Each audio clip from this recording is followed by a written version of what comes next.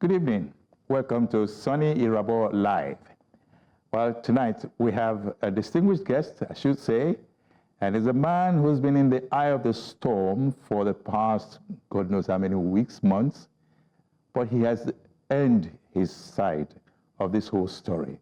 He's also written a book, and the book became a bestseller, global bestseller, on the Amazon, .com. So we're talking about Dele Farotimi, and recently he was also appointed as the spokesperson of Afenifere. We'll be talking to him in the course of this program. So welcome to Sunny Irabo Live.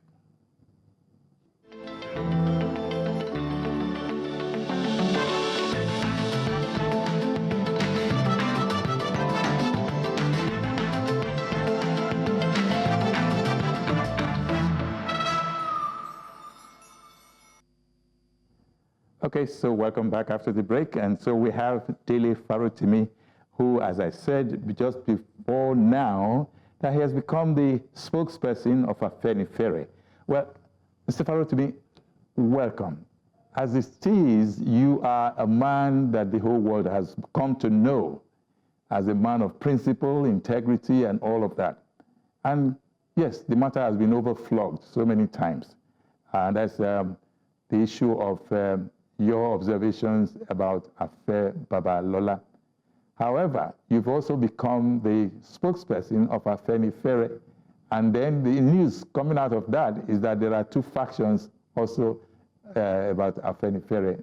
One is Fasoronti, and then the other is Farotimi.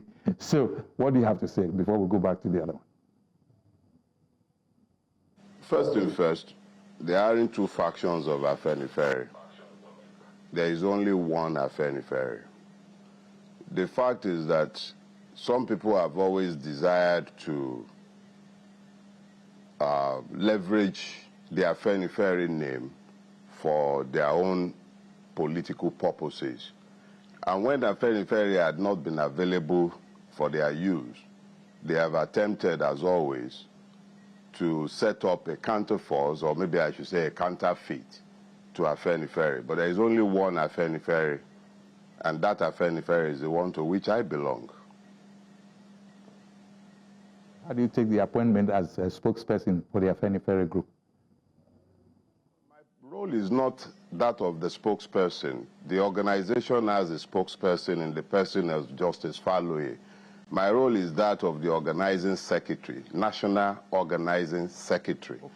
Is a world of difference from the publicity secretaryship of the organization, and that has nothing to do with me. It is about organizing the organization itself, properly putting it on the sound footing nationally. That is the role that I have been assigned to play, not that of the publicity secretary. Thanks for the correction. So now that you have that kind of role, which is very national in nature, how do you see the assignment? Well, Afenifere is the Yoruba name for the political party that was known as the Action Group in the First Republic, that was known as the Unity Party in the Second Republic, and the one that was also known as the Alliance for Democracy.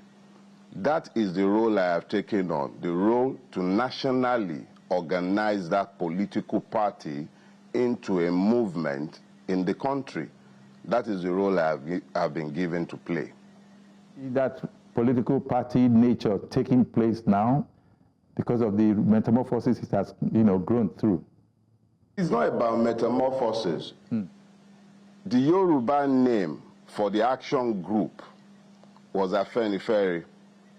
Afenifere means egalitarian, somebody who wants good for everybody. That name arose from the four cardinal points, the program by which the action group, the UPN, and the AD were later to be known. Now, during the years of the military interregnum, particularly from 1966 up until 1979, the reality is that there was a ban on political activities.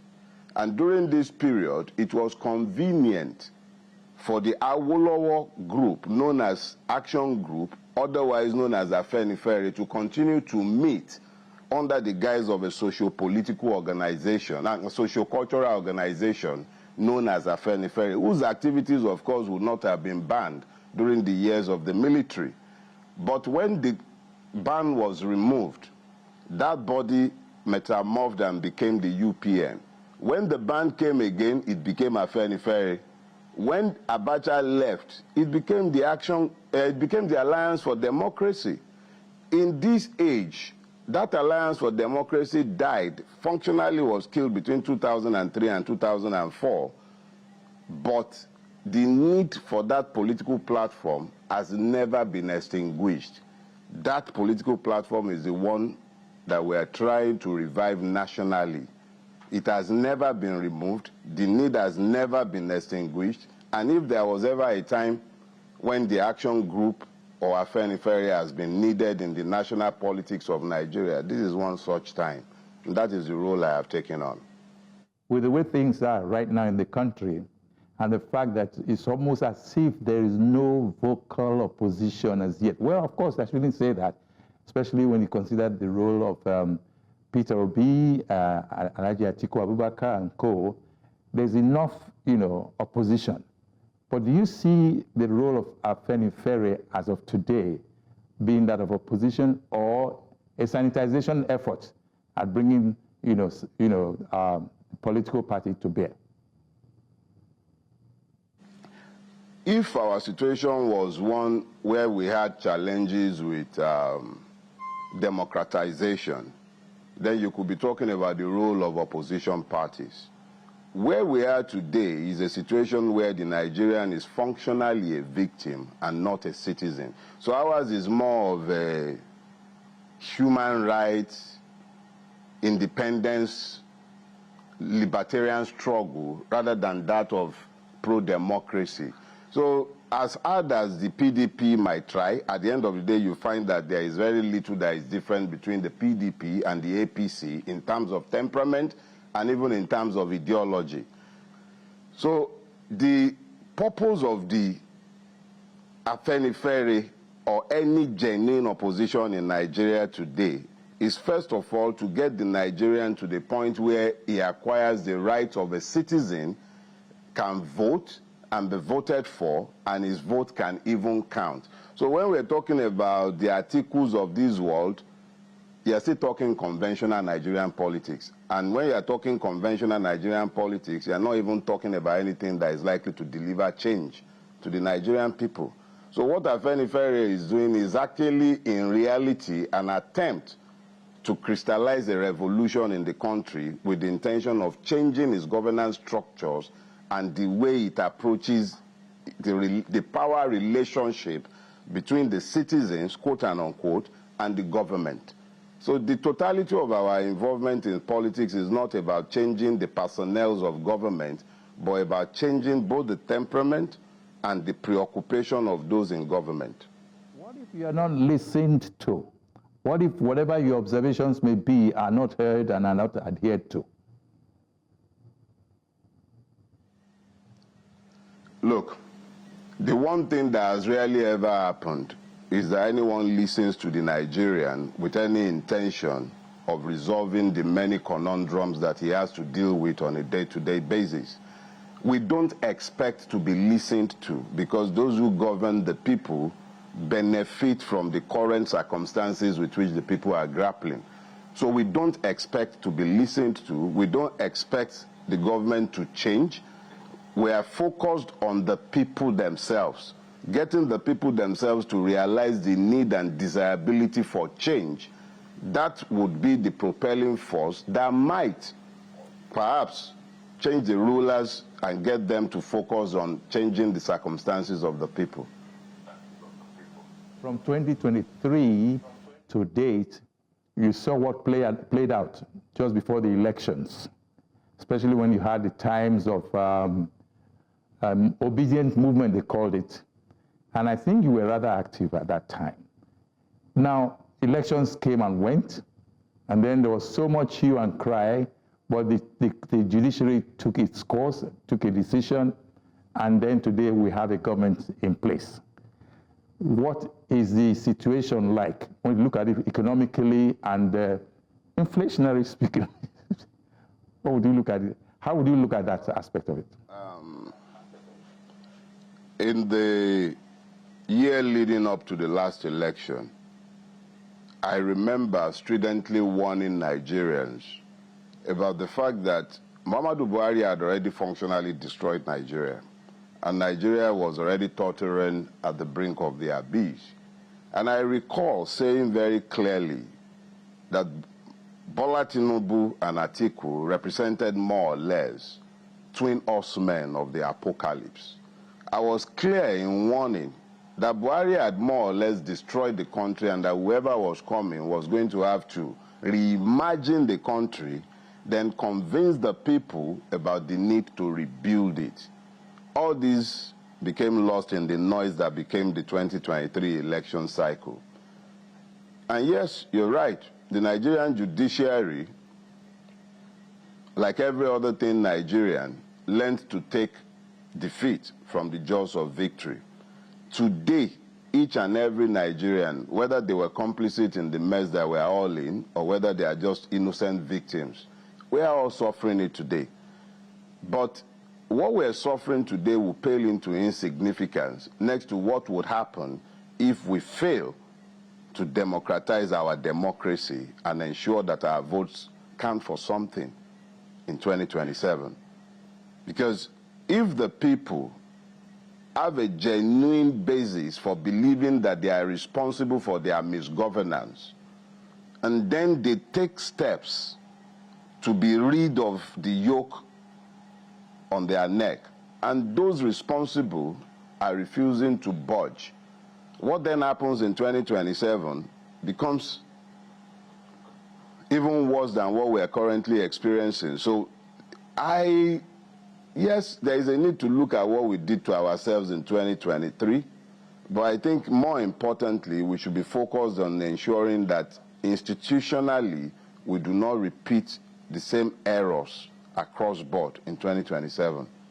If you do not have a direct power in focus, if you do not have direct source of ensuring that these changes are made, how do you think that's going to be possible for you? You are the National Secretary of Afenifere, and if Afenifere, as of now, is not yet a registered party in Nigeria. I think in Nigeria today, you have more than a plethora of registered political parties. What we don't have is a political process that guarantees that the vote of the people counts. What we are focusing on at the moment is not the registration of Afenifere as a political party.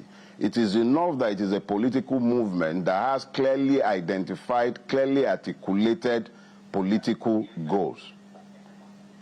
We would be working in the coming days, weeks, months, and in the coming years to ensure that our votes as citizens of Nigeria would count. When that happens, it becomes possible to change the political process as happened in 2015, when the APC was voted in, as was avoided in 2023, when the political process was corrupted to ensure a predetermined result. We are hoping that will not happen in 2027, and we'll be doing everything we can to ensure that the electoral process is reformed sufficiently to restore the confidence of the Nigerian in the process. Of Nigeria today, many of them feel as if they're not part of the governance of this country. They believe that the older ones like us have taken over. What do you have to say? You are in between because you are in your very early 50s, maybe. So you can still be a youth, senior youth for that matter. But how do you bring the youth along this line of ensuring that they participate in all of these things you're talking about? First thing first, nobody gives power without a struggle. Second thing, I do not qualify as a youth again. My next birthday, I'll be 57. In any other society, I'll be getting ready for actual retirement. If I was in England, before the society was equally bastardized, I'll be expecting my bus pass so that I could be traveling free on the buses and underground. In Nigeria at 57, I'll probably be made a minister for youth affairs or the youth secretary of some political party. The reality is that they kept telling us as we were growing up that we were the leaders of tomorrow. But tomorrow never came. So I'm 57, and the only office for which I might be considered fit will be the Ministry of Youth. That tells you exactly how much of the years, the productive years of the Nigerian youth has already been stolen by the cankerworms and the devourers. The Nigerian youth is the one that is going to have to come to the realization at some point that those who are telling him that is the leaders of tomorrow have already fed on tomorrow, and they are already feeding on the days after tomorrow, and he's going to have to grab that power from them at some point. That is the reality of the Nigerian youth. Those who are before him have not prepared tomorrow for him. They have consumed it, and they are busy consuming all the other tomorrows that will come. So the Nigerian youth has no choice but to get to the point of realization that those in front of him do not have his interest at heart, and is the one that is going to have to grab tomorrow for himself, if it would ever come. It came to my mind. The artificial intelligence, AI it is called, how it has now affected youths of today worldwide. But in a Nigerian scenario, it looks like AI is actually infiltrating into the tertiary institutions, universities, because most of them now depend on AI to write their essays, and that doesn't seem to give them the benefit of true knowledge. What's your thought about that? And how do you see that affecting the youth of Nigeria? We like pretending that we are some island untouched by all the things that are going on all around the world. We like thinking that we are somehow immune to developments in the whole world. Now, what has happened is that the world has become something of a global village. The bits of civilization that are allowed by those who have ruled or ruined our country become accessible to the Nigerian youth, and these are used in ways ever more ingenious than were ever envisaged by those who even put the processes in place. Now, that the Nigerian youth is using AI in the manner that you have described only attests to the capacity of the Nigerian youth to take advantage of whatever is placed in within his reach to do it, with which he might be able to do his work. That they're using it for their assignments and for academic activities is no surprise and is not unique to the Nigerian youth. It's being used by all people all over the world. The use to which the application is put in Nigeria must not be disconnected with the use to which it is put in other parts of the world. Youth all over the world uses AI for their academic work and for every other thing to which it is applicable. It's not unique to Nigeria. Maybe we should be doing more, maybe we could do a whole lot more, but it's a global village. That is what is available, that is what is in use, and that is what they're using. If things get better, if more windows are open to the Nigerian youth, they'll take the same advantage as any other person in the world. And we'll go on the break, and when we come back, we'll go back to how you came through the valley of the shadow and all of that. So until then, well, I'll just have to say that Sonny Irabor Live will be back in a moment.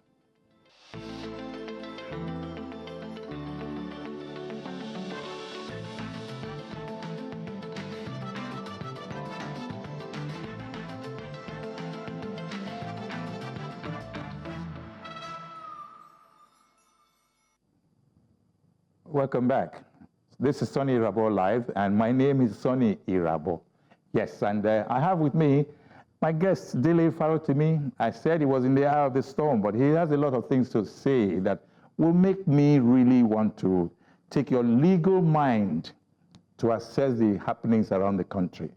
Okay? First is Nnamdi Kanu and his release from detention. Second is 60 years, or 35 years in service, and then you are due for retirement.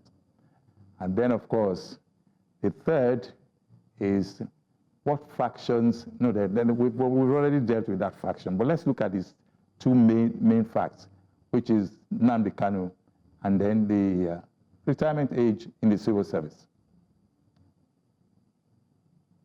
Afenifere insists and has advised that Nnamdi Kanu should be released from detention. What's your take on that? There is a lot about our country that could be better. But the reality is that if we truly desire peace in Nigeria, we need to take some hard decisions. One of them is the need to free Nnamdi Kanu. Now, there are multiple allegations against the gentleman, but he's not the only person against whom there have been multiple allegations. What we have in Nigeria today is a country that is functionally a cauldron, burning from almost every corner. And everything that could be done to bring about peace in Nigeria should be embraced. There have been multiple cases of terrorists who have been reintegrated back into our society, a phenomenon that is unique to Nigeria, the radicalization of violent terrorists. Fulani marauders of all sorts have found mercy at the hand of the Nigerian state. The Southeast has been burning for some time, and it is not unknown that one of the factors responsible for this is the current incarceration of Mazi Nnamdi Kanu. That Afenifere has asked that he should be freed is in the spirit of a search for peace in Nigeria. If he is not to be freed, then he should be speedily tried. This has been the consistent call of Afenifere for years. If they cannot find a way to try him, if we can all admit to ourselves that we essentially have a political problem that has morphed into a terrorism problem, then why should it be so difficult to understand Afenifere's plea that the man should be freed and the path of peaceful reconciliation pursued? If we can make peace with armed terrorists, if we can free Boko Haram killers, why is it so difficult to embrace peace as an option in the Southeast? That is the contention of Afenifere. We are not looking into the merit or otherwise of the charges. We're saying this has dragged for this long, nothing of substance has been achieved, peace has not been restored, and there is a veritable path to peace if you free him and engage with the dissidents in the Southeast. That has been the position of Afenifere and every well-meaning Nigerian, actually. On ECPA for the same IPOB. What's your comment on that? The IPOB itself has said multiple times that Simon Ekpa is not one of theirs. The Nigerian security forces knows who is who. If persons have committed crimes, they should surely be taken before the courts. Ekpa's case may not be conflated with Nnamdi Kanu's case. Nnamdi Kanu has been with the state for some years now. Muhammadu Buhari kept him in a cage for Tinubu to inherit. Tinubu has inherited him. Is he going to keep him in that cage, and then for how long would he be kept there? At what point would we begin the search for peace in the Southeast? So when I'm speaking about Mazi Nnamdi Kanu, be careful to understand that I'm not conflating his case with that of Ekpa. There are two different cases.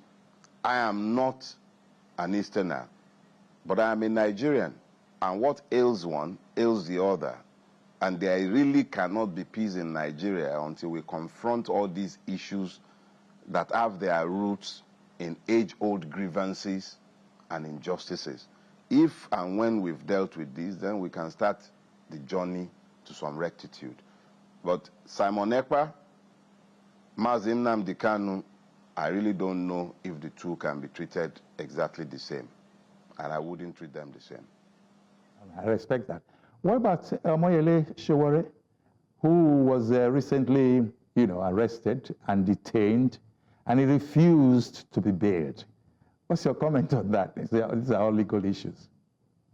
You see, the problem with the Nigerian police, or shall I say the Nigerian state, and my brother Yele, is that Yele does not know how to pretend that he is anything but a citizen.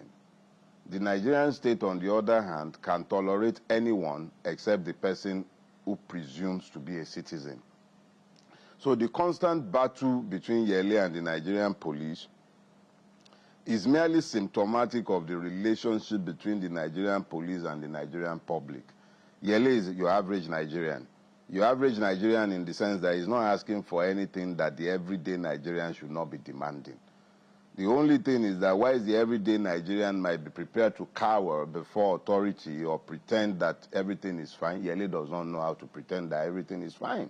So every time Yele moves is a walking violation of the Nigerian system. So the Nigerian state must constantly go after Yele because Yele is constantly demanding an account of the Nigerian state. That is what you see happening all of the time. That the Nigerian state cannot find tolerance for Yele is merely evidence of the fact that the Nigerian state cannot find tolerance for anyone demanding to be treated with some dignity, with some respect, or as a citizen. Shame on the Nigerian state. It's got nothing to do with Yele as a person. It is the Nigerian state that is lacking in the capacity to tolerate its citizens. All he has done is to point at the evils of the state, that the state has never found the grace to change, but has always pursued him instead of changing, tells you just how far we have traveled on the path to madness. Yele is done nothing wrong. Yele is just Yele, a Nigerian who refuses to behave like a slave. Afenifere has been known to not be directly in support of Yele's, antecedents. What do you have to say about that? I beg to disagree with that. I beg to disagree with that.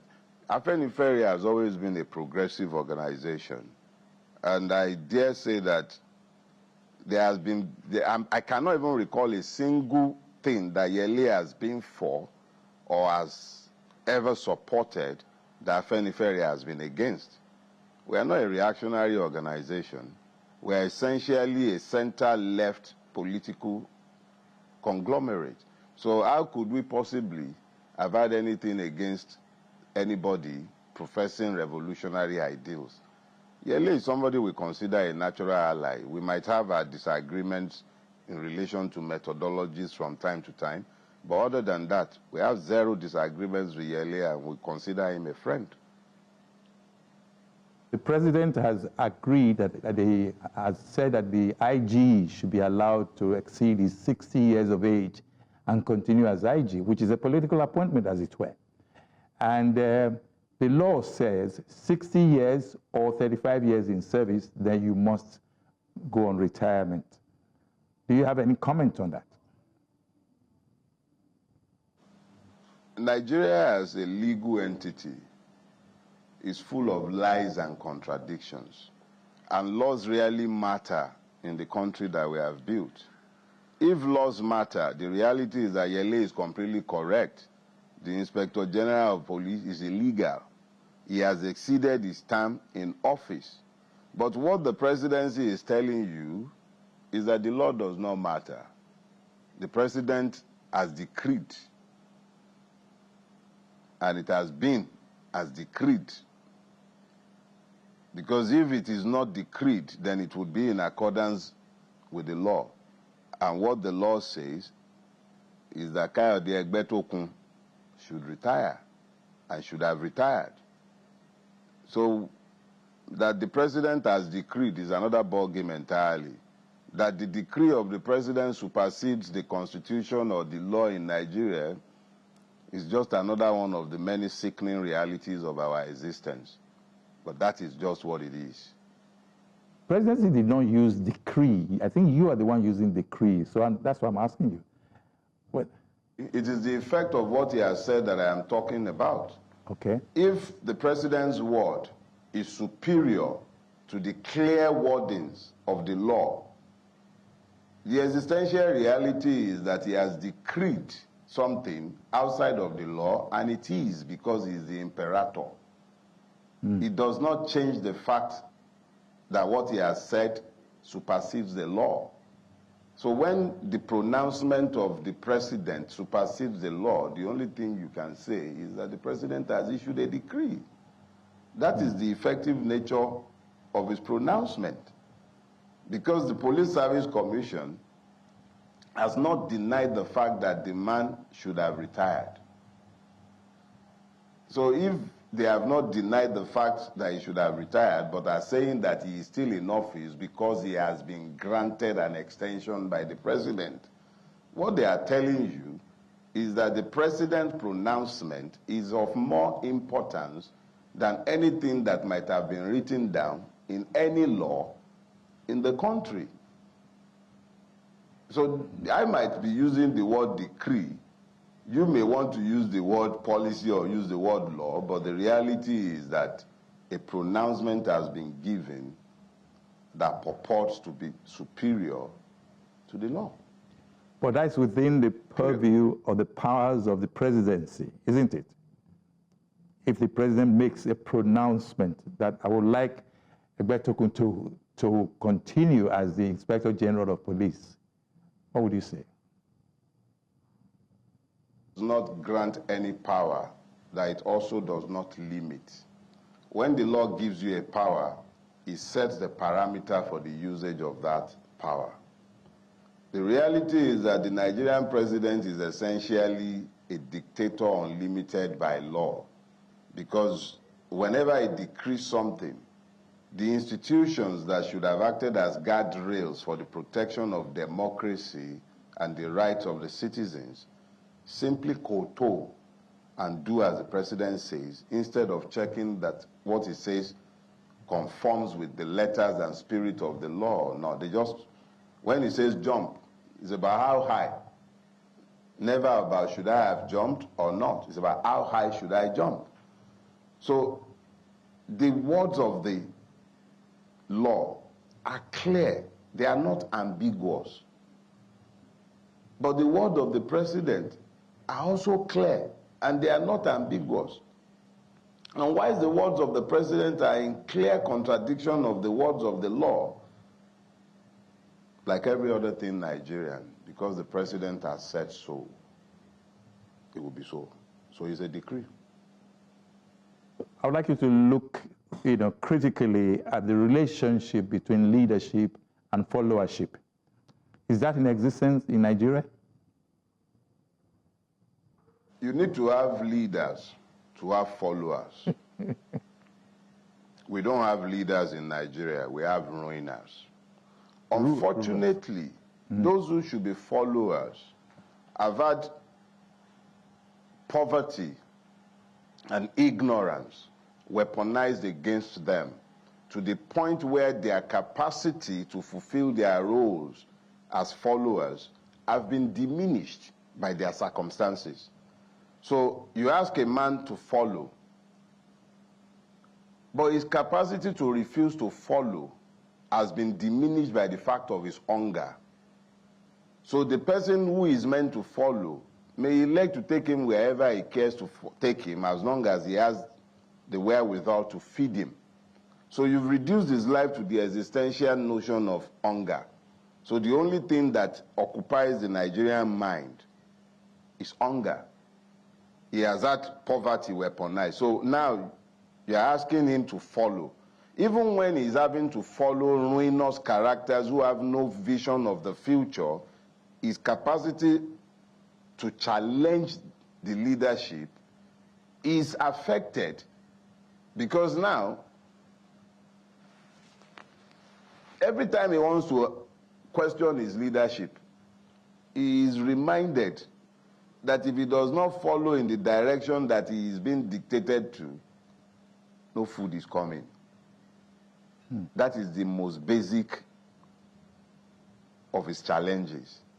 is faced with the challenges of security, is faced with the challenges of housing, is dealing with existential issues on a day-to-day basis. So his capacity to even follow the argument is diminished. So which is so his capacity to think beyond the day is lost. He can only follow on a minute-by-minute, hour-by-hour basis. He cannot even remember what it was that he was promised yesterday because he's still busy struggling to earn a living today. Two things so the relationship between those who should lead and those who should follow in Nigeria has become dysfunctional. And their capacity to play their role effectively has been seriously compromised, if not completely lost. What's your advice, therefore, to the leaders or rulers and the followers? Let's look at it critically now, again. Stopped wasting my time talking to the rulers of Nigeria. No, it's a waste of time. You're dealing with recalcitrant persons who have no interest in change.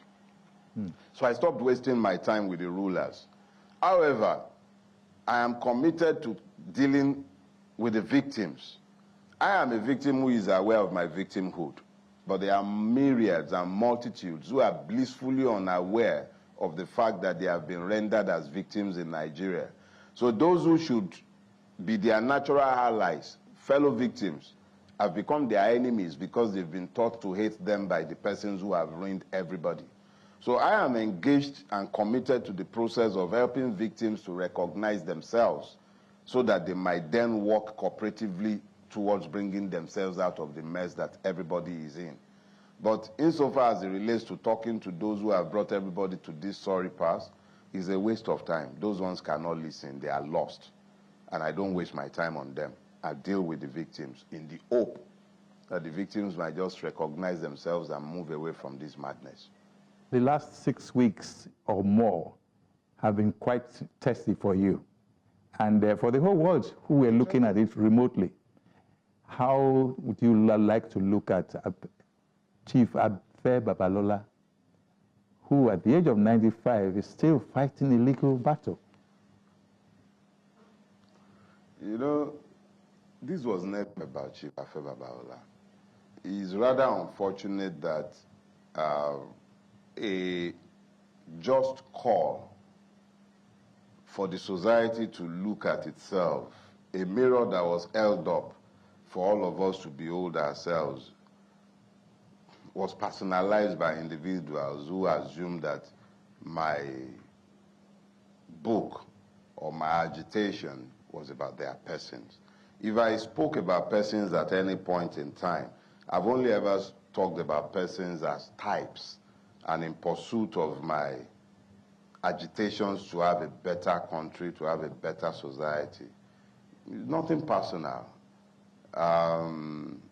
My Ekiti experience, as far as I'm concerned, has merely enriched me as a person.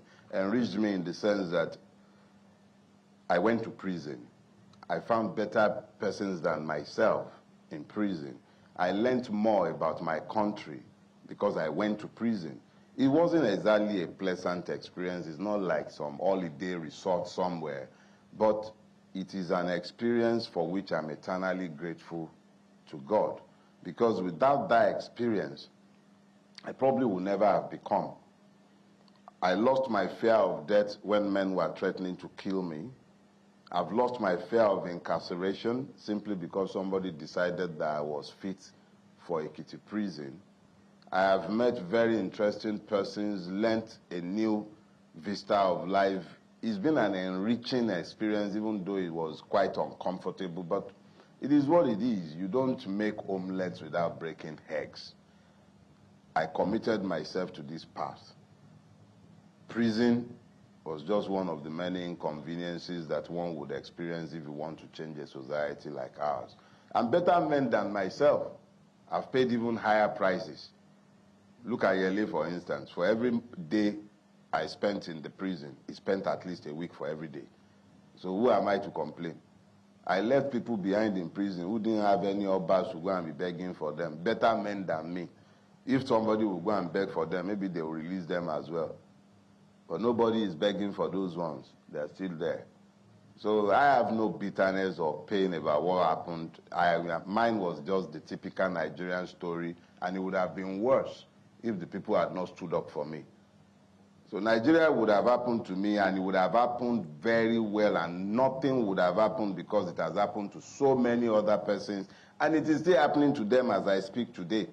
So who am I to even complain about what transpired with me in Ekiti? What happened to me in Ekiti is the story of the everyday Nigerian. It happens every day. I am privileged and blessed that the people took my matter to heart, and I became them. And they stood up for me, and I was hearing them even beyond the prison walls. So for me, what happened to me was merely part of the experiences that will shape the man that I have become. It wasn't a big deal. I enjoyed it, if the truth be told. In this last response, you said a few things that touched my heart, in the sense that correctional centers, you saw firsthand how, from what you saw and where you saw it, how it is managed. What's your advice? And then the relationship with the police, what is also your advice regarding your fundamental human rights? Let me just say that I have my lawyer's advice to be circumspect about what I'll say as regards the specificity of my relationship with the Nigerian police this last experience. So I'll leave that for now. But let me just put it this way. How a society treats its weakest gives you an indication of how far that society has traveled on the path to civilization. We do not have a correctional service. We have a punishment bureau. The men and women who work within the Nigerian prison system do a human's task. They are supermen. I am aware some of them spend their monies on prisoners' welfare. But you have a situation where the federal government owns the prison, but the state government dumps prisoners on the correctional officers on a daily basis without any thought or care for how these prisoners will be fed at the most basic level. Any prisoner that has to be dependent on Nigerian prisons for his food will die within 3 to 6 months, guaranteed. Because what they are fed in prison is not food. It is not food. There is nothing about the Nigerian prison service that corrects. It punishes. It dehumanizes. That is what it does. We don't have a correctional service. And it is not the fault of the staff. It is the system itself that is completely wrong. Okay. Unfit for purpose. Your book became #1 bestseller, the Amazon.com, and that made you an immediate global bestseller. And then you now said the proceeds, you were going to convert it to something. Can you use the words again? Oh, it's for a foundation for autistic children. Okay. That's a very good one. It wasn't an afterthought. Right there at the book launch on June 12th, I had announced to the public very clearly that the proceeds from the book sale will be going to a foundation for autistic children. I have a child who is autistic. I am blessed to be able to afford his care within reason. But there are myriads of people within Nigeria who have children on the autism spectrum and are completely helpless. They have no way of taking care of these children. It's not even just about not having the financial capacity. It's about the fact that you don't even have the manpower or even the know-how to take care of these children. So I was already grappling with my own issues with the care of my son. And I just thought to myself that if I could afford it, there are so many who could not. Let me spend the money that I would have spent evacuating my son abroad, building something here. So I was already struggling with that. We had a land that we have set aside for the autism center. And then this idea came that, okay, you know what? Since I've written a book that was always bound to cause some problem, let it not be said that I was looking to profit by scandalizing anyone. The proceeds of this book should go towards building this foundation. And that was what I said from day one, and that is what I intend to do. I should say well done to you for that. And also thank you very much. Yeah, so thank you for giving us your time on Sonny Rabo Live and saying this much that you've said tonight.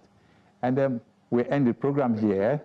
Have the very best, and I wish you the best as you turn to National Secretary of the Afenifere Group, right?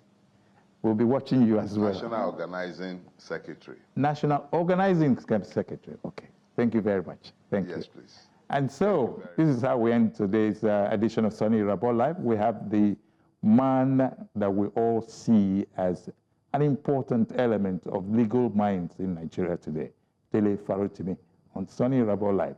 Thank you very much and good night.